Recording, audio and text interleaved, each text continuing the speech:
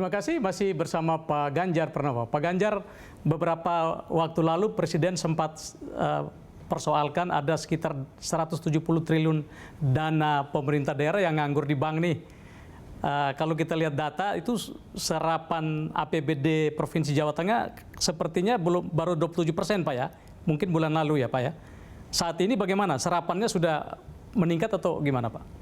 Oh enggak, kalau 27 agak kebangetan itu gubernurnya itu. Ya. Sekarang kita udah 52 itu kira-kira 3 minggu lalu. Hari ini belum ada laporan gitu ya. Jadi tidak begitu, polanya sama sebenarnya. Selalu saja beberapa pekerjaan yang kemarin tidak bisa kita kerjakan pasti tertunda dong gitu. Saya itu masih menghold beberapa bantuan keuangan kita untuk kabupaten kota. Ada kurang lebih sekitar 2 triliun saya hold.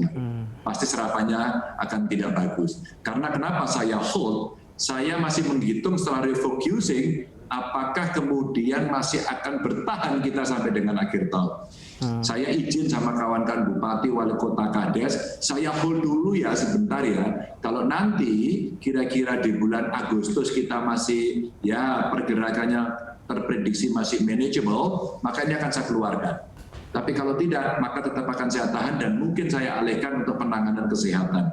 Dan ternyata betul, sampai dengan kita di bulan Agustus ternyata masih manageable. Saya keluarkanlah duit itu sekarang untuk bantuan keuangan untuk mengerjakan proyek-proyek bantuan yang sifatnya fisik, ya kan, sifatnya untuk membantu pertanian, perdagangan, agar ini menggelindingkan ekonomi. Terus kemudian peraturan gubernurnya saya rubah, saya perbaiki, di mana untuk pekerjaan-pekerjaan infrastruktur kita dorong agar dikerjakan dengan cara padat karya. Inilah sekaligus stimulan yang ada untuk kita gerakkan. Tapi saya kira apa yang disampaikan Pak Presiden betul, agar kita membelanjakan dan ini bisa merangsang pertumbuhan ekonomi, sehingga kondisi sampai dengan kuartal kedua kita minus di Jawa Tengah 5,9, maka kita harapkan di triwulan ketiga ini bisa 0 atau positif, meskipun itu berat. Maka kita desain sampai dengan kuartal keempat kita bisa positif. Sehingga sekarang kita lagi kerja betul, endurance kita ditantang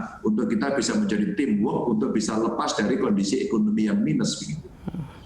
Pak Ganjar, kita pindah ke masalah kesehatan lagi ya, tadi bicara bansos. Pak Ganjar, kalau ini jumlah positif makin meningkat ya, daya tampung rumah sakit daruratnya masih memadai atau bagaimana, Pak? Kami tidak punya rumah sakit darurat. Kami tidak punya. Rumah sakit kami ya semuanya yang stay, yang fix, yang tidak darurat itu. Memang ada yang membayangi. Karena beritanya sangat Jakarta sentris, mungkin seolah-olah benchmarknya seperti yang terjadi di Jakarta. Mohon maaf, tidak. Kami tidak. Maka ketika kemarin ada isu, apakah kemudian bednya, tempat tidurnya masih cukup? Apakah kemudian tempat isolasi masih cukup? Bung, maaf ya, kami itu 40% bed rumah sakit masih kosong. Dan kami tidak mau memenuhi itu. Kalau mau kita penuhi kan nanti naik terus gitu. Ini masih manageable di posisi seperti itu. Masih kosong karena jumlahnya penderitanya sedikit atau karena orang memilih merawat mandiri di rumah, Pak? Kalau yang dirawat masuk ke rumah sakit rata-rata ya itu memang mereka menengah dan berat. Kalau mereka ringan tidak perlu ke rumah sakit kan. Mereka cukup isolasi mandiri, apalagi orang-orang tanpa gejala. Rumah wali kota Semarang dipakai sampai hari ini dan masih oke. Masih oke. Saya punya diklat, punya penginapan haji masih kosong melompong ya kan.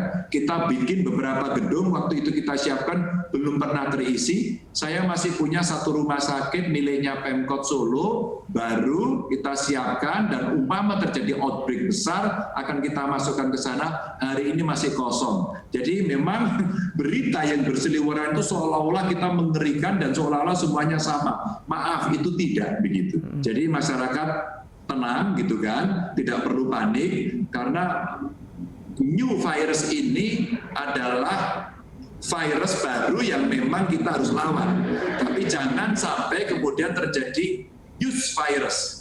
Nah, virus news ini, virus berita ini yang nanti akan mengkhawatirkan. Maka terima kasih atas pertanyaannya sehingga saya bisa mengklarifikasi kondisi ini. Jadi clear ya Pak Ganjar ya, sebab kalau kita lihat dalam 1 bulan naiknya 2 kali lipat, katakanlah katakanlah ya, bulan September ke Oktober juga naik 2 kali lipat, artinya saat ini 18.000 lebih jadi 36.000 lebih.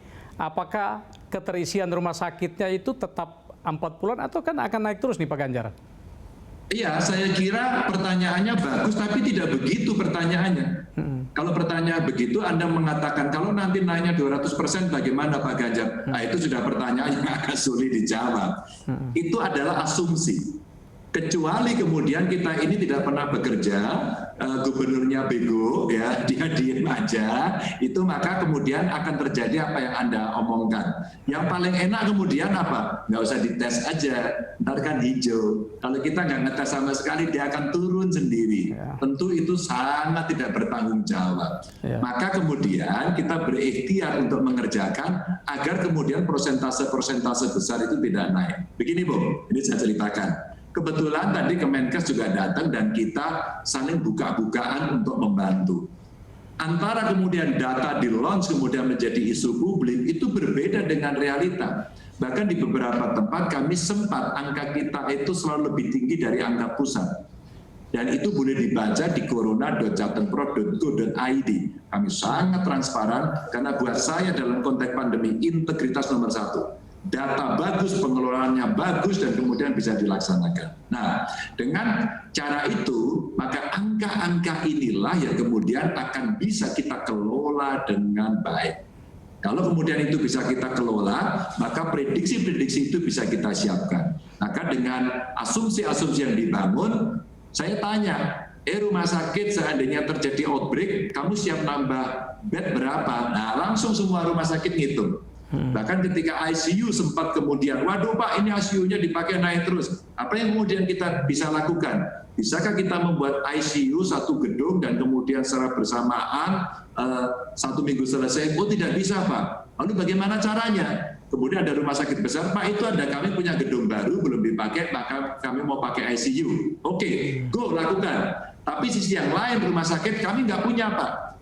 Berapa bed bisa kamu tambah untuk menjadi ICU? Kami paling 2 Pak, lakukan 2. Kami berapa? 3, lakukan 3. Kami berapa? 1, lakukan 1. Hitung seluruh rumah sakit yang kita tunjuk. Maka saya sebut sebagai arisan ICU.